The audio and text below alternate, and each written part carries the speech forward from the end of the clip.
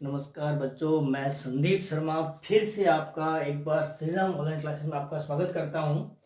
इससे पहले वाली जो क्लास थी उसमें हमने जनन द्रव्य का वर्गीकरण हमने पढ़ा था और उसके अंदर हमने उसका संरक्षण भी हमने कुछ पढ़ा था। उसमें इन सीटू और एक्स सीटू के बारे में हमने पूरी बात भी की थी।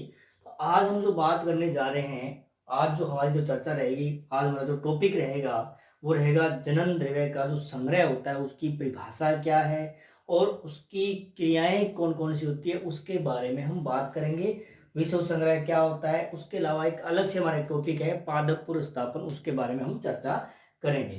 तो आज बात करेंगे जनन द्रव्य जो संग्रह जो होता है उसकी अगर डेफिनेशन बात करें तो किसी भी फसल एवं उसके जंगली संबंधियों की बहुत सी किस्मों या जीन प्रारूपों के संग्रह को उस फसल का क्या कहलाता है, जनन द्रव्य संग्रह कहलाता है। जनन द्रव्य संग्रह का मतलब क्या हुआ कि कोई भी फसल है उसकी जो जंगली संबंधी है उनकी जो किस्मों की जो जीन प्रारूपों का जो संग्रह होता है वो क्या कहलाता है, जनन द्रव्य संग्रह कहलाता है। और जनन द्रव्य का जो संग्रह होता है वो कहाँ पे किया जाता है, वो जीन बैंक में किया जाता है। अगर हम बात करें जनन द्रव्य संरक्षण की जो क्रियाएं होती है वो कौन कौन सी आती है। सबसे पहले हम कोई चीज पकड़ते हैं उसका हम क्या करते हैं, संग्रह करते हैं, उसको हम क्या करते हैं, स्टोर करते हैं। क्या करते हैं, स्टोर। कहीं भी कर सकते हैं, कोई भी हमने कहीं पर भी, जैसे कोई गोदाम है, कोई जो अपने कोई जीन बैंक है उसके अंदर हम क्या करेंगे, एक बार उसको स्टोर करेंगे, वहां का तो टेम्परेचर है और है वो सारी चीज हमें देखनी पड़ती है। फिर उसका हमें क्या करना पड़ता है, संरक्षण करना पड़ता है। फिर हम उसको क्या करते हैं, संरक्षण करना पड़ता है। उसके बाद हम क्या करते हैं, उसका मूल्यांकन करते हैं कि जिस चीज का हमने संग्रह किया था वो सही है या नहीं है। क्या हम किसी चीज का जो संग्रह कर रहे हैं वो गलत तो नहीं कर रहे हैं, हमारा टाइम तो खराब नहीं कर रहे हैं।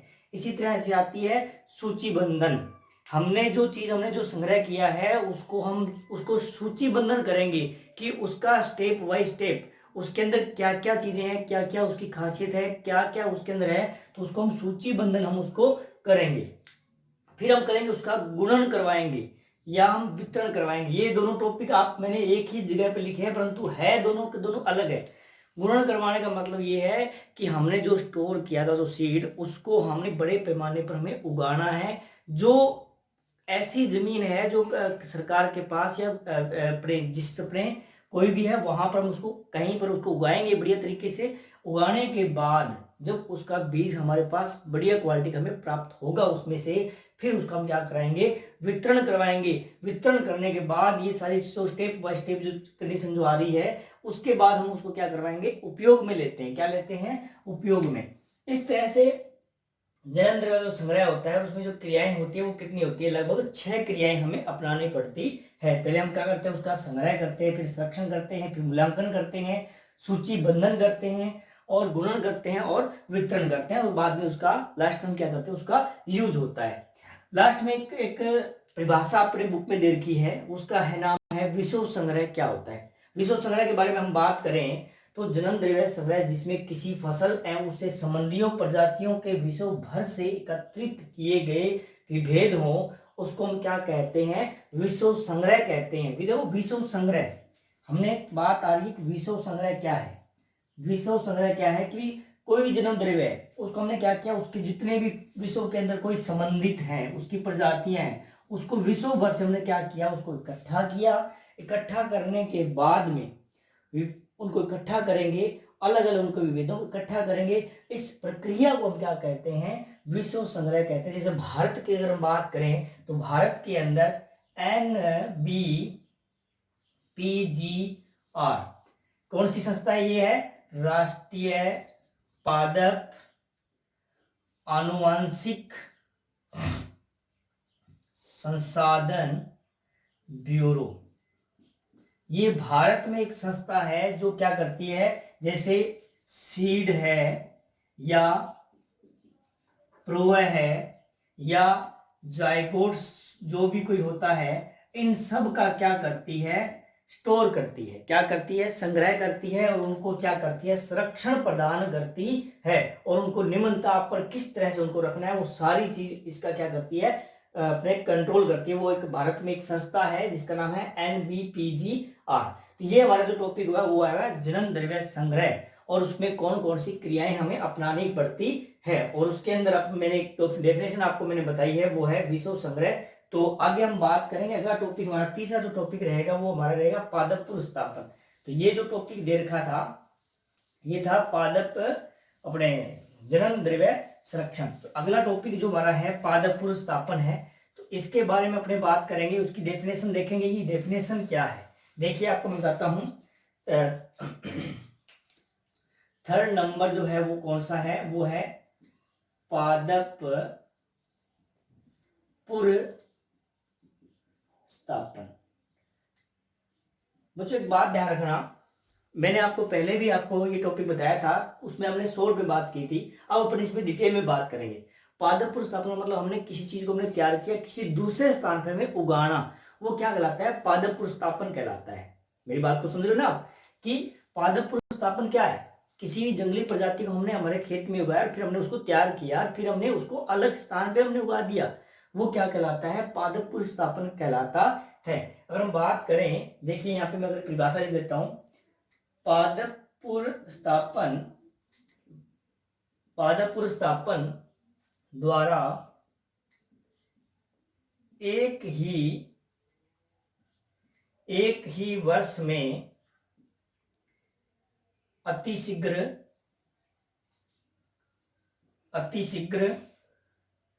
फसल सुधार किया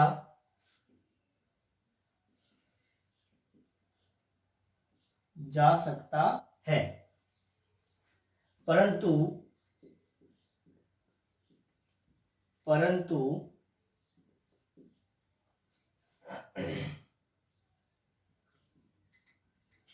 इसकी सफलता अनुकूलन पर निर्भर करती है। देखिए मैंने यहाँ पे एक परिभाषा लिख दी है यहाँ पे पादप पुनर्स्थापन की, कि पादप पुनर्स्थापन, वैसे तो मैंने आपको बता दिया था कि पादप पुनर्स्थापन होता क्या है, कि पादप पुनर्स्थापन के बारे में मैंने आपको बताया था कि पादप पुनर्स्थापन क्या होता है, कि एक जंगली प्रजाति को किसी उसको तैयार करके खेत में फिर हमें कहीं दूसरे स्थान पर हमें उगाना, वो क्या कहलाता है, पादप पुनर्स्थापन कहलाता है। पादप पुनर्स्थापन अपने टॉपिक पढ़ रहे हैं, तो यहाँ पे देखें, पुनर्स्थापन के द्वारा एक ही वर्ष में अति शीघ्र फसल सुधार किया जा सकता है, परंतु इसकी जो सफलता है ये किस पे निर्भर करती है, ये करती है अनुकूलन पर। किस पे निर्भर करती है, अनुकूलन पे निर्भर करती है। ये अनुकूलन आपको पता है, कोई भी फसल है, कोई भी फसल, जैसे एक फसल यहां पर उगाई जा रही है, ठीक है, जैसे ये क्या है, भारत है, जैसे मैं मान रहा हूं उदाहरण, ये एक यहां पर फसल उगाई जा रही है, ये क्या है, जैसे ब्रिटेन है, इस फसल को यहां पर लाकर के उगाना, तो अगर ये कामयाब होती है तो किस पे निर्भर करेगी, ये निर्भर करेगी यहां का जो वातावरण है, इस वातावरण पर निर्भर करेगी, यानी इसके अनुकूलन पे निर्भर करेगी। किसी पौधे को नए परिवर्तित, यानी देखिए ये उसका उस किसी पौधे के लिए ये तो क्या है, किसी पौधे के लिए ये तो क्या है, पुराना है, ये तो पुराना स्थान है, और यहां पर इसके लिए क्या हो गया, नया स्थान हो गया, ये उसका क्या हो गया, भारत उसके लिए क्या हो गया, नया स्थान हो गया। परंतु ये पौधा यहाँ पर कामयाब होगा कि नहीं होगा, वो उसके अनुकूलन पर निर्भर करेगा। और अनुकूलन किस तरह से आएगा, अनुकूलन आएगा उसके वातावरण के आधार पर, कि उसने उस वातावरण के अंदर आके वो सुटेबल हुआ है या नहीं हुआ है। आगे हम बात करेंगे इसी के अंदर पादप पुनर्स्थापन का जो होता है, पादप पुनर्स्थापन कितने प्रकार का होता है, इसके बारे में बात करते हैं। ध्यान रखिए, देखिए इसके अंदर पादप पुनर्स्थापन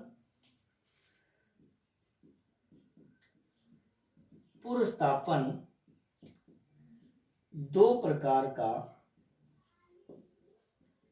होता है। पहला आता है प्राथमिक पुनर्स्थापन, पहला आता है प्राथमिक पुनर्स्थापन, और दूसरा आता है द्वितीयक पुरस्थापन। देखिए इनकी डेफिनेशन क्या कहती है। इनकी डेफिनेशन ये कहती है कि इसके अंदर कोई फसल है, किसी फसल का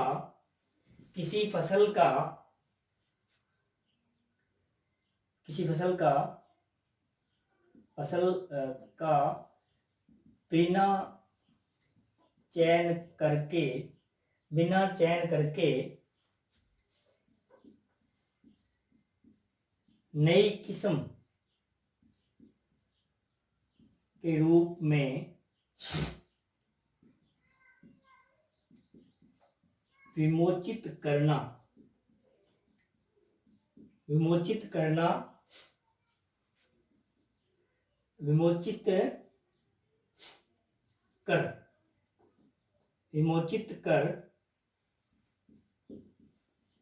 खेती के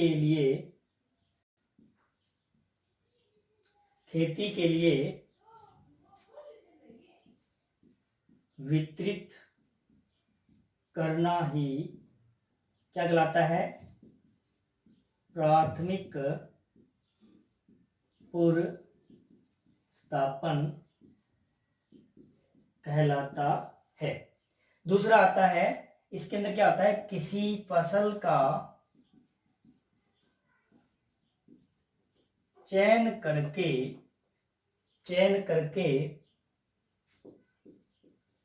किसी स्थानीय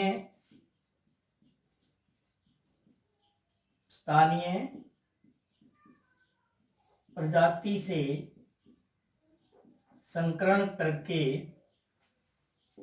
नई किस्म विमोचित करना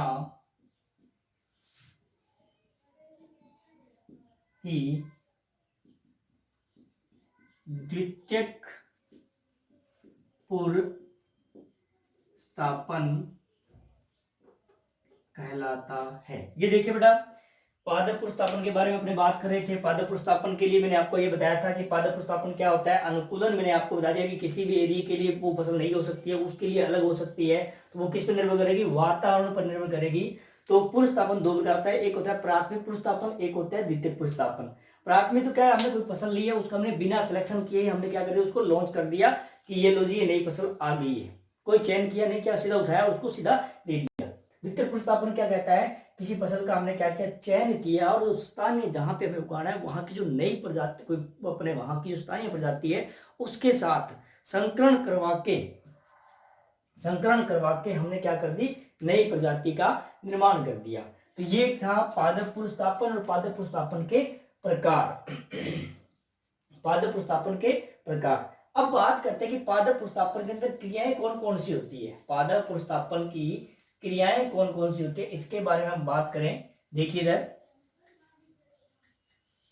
कि पादप पुरस्थापन की जो क्रियाएं होती है वो कौन कौन सी होती है।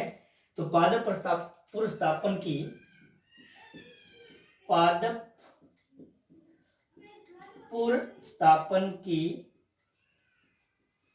क्रियाएं, पादप पुरस्थापन की क्रियाएं जो है वो पहली है अर्जन। कौन सी है, अर्जन। दूसरी आती है संगरोध। तीसरी इसमें आती है सूचीबंधन।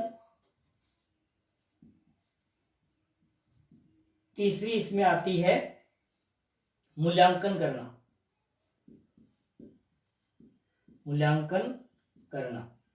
पांचवी इसके अंदर आती है गुणन व वितरण। देखिए ये पादप पुरस्थापन की जो क्रियाएं होती है वो पांच है। अर्जन का मतलब ये है कि हमने इसको कहां से प्राप्त किया है, उसको कौन सी संस्था में हमने इसके अंदर मॉडिफाइड किया है, किस तरह से हमने किया है। संगरोध का मतलब है कि इसके साथ कोई खरपतवार तो नहीं आ गई है, क्या फसलों के लिए उस खरपतवार से बचने के लिए हमें संगरोध करना जरूरी होता है। फिर हम क्या करेंगे, उसकी सूची बनाएंगे, सूची बंधन करेंगे कि इसके साथ में कौन कौन सी फसल को हम ले सकते हैं, कौन कौन सी फसलें इसमें आ सकती है। फिर आता है मूल्यांकन करना। मूल्यांकन करने के लिए मतलब ये होता है कि हमारे जैसे भारत के अंदर एक ईसापुर प्रक्षेप पत्र है, एक तो ये केंद्र है। इसके अलावा भारत में 4 केंद्र और हैं, एरिया हैं, जहां पर इनको उगाया जाता है, यानी इनकी टेस्टिंग की जाती है। क्या करना है, मूल्यांकन करने के लिए क्या होता है, इसकी टेस्टिंग की जाती है। ईसापुर जो क्षेत्र है प्लस 4 अन्य जो केंद्र होते हैं वहां पर इनकी टेस्टिंग की जाती है। टेस्टिंग करने के बाद इसका फिर हम गुणन करवाते हैं, वो मैं आपको पहले ही बता चुका हूं। फिर हम इसकी क्या करवाते हैं, वितरण करवाते हैं। तो इस तरह से आज हमने टॉपिक हमने पढ़ा था। पहले हमने जन्मद्रव्य जो पिछला जो टॉपिक था उसको हमने पूरा किया, फिर एक नया टॉपिक शुरू किया है जिसका मैंने आपका नाम बताया पादप पुरुषतापन। तो पादप पुरुषतापन के बारे में आज मैंने आपको बता दिया कि पादप पुरुषतापन होता है क्या, उसमें अनुकूलन क्या होता है, पादप पुरुषतापन की परिभाषा मैंने आपको बताई, पादप पुरुषतापन के प्रकार बताए, प्राथमिक और द्वितीयक। फिर मैं आपने लास्ट में यहाँ पे चर्चा की है पादप पुरुषतापन की जो क्रियाएं होती है वो कौन कौन सी होती है, इसके बारे में बात की। अगली जो क्लास रहेगी हमारी उसमें हम बात करेंगे पादप पुरुषतापन के लाभ क्या है, दोष क्या है, और उसके द्वारा किस किस प्रकार की किस्में हमने तैयार कर रखी है। तो ये हमारी जो क्लास चल रही है वो कौन पे चल रही है, ये चल रही है श्री राम ऑनलाइन क्लासेस में। तो धन्यवाद, घर पे रहिए, सुरक्षित रहिए।